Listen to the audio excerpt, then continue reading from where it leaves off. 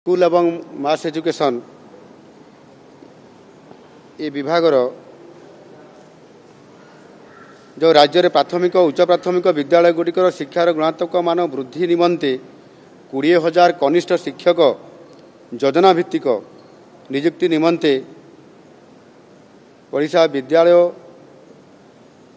शिक्षा कार्यक्रम प्राधिकरण तरफ विज्ञापन प्रकाश करा जायथिला।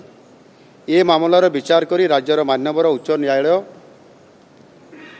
कंप्यूटर बेस्ड टेस्ट सीबीटी परीक्षाफल आधार में आवेदनकारी योग्यता भित्तिक तालिका प्रस्तुत करने निमंते निर्देश देइथिले।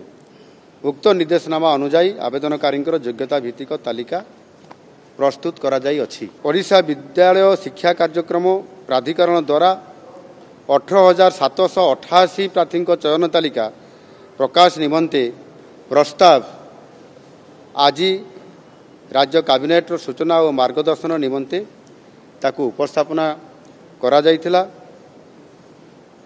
चयन तालिकार अंतर्भुक्त प्रार्थी मानकर सर्टिफिकेट वेरिफिकेशन एवं नियुक्ति प्रक्रिया को त्वरान्वित करने को कैबिनेट विद्यालय और गणशिक्षा विभाग को निर्देश देइछंती।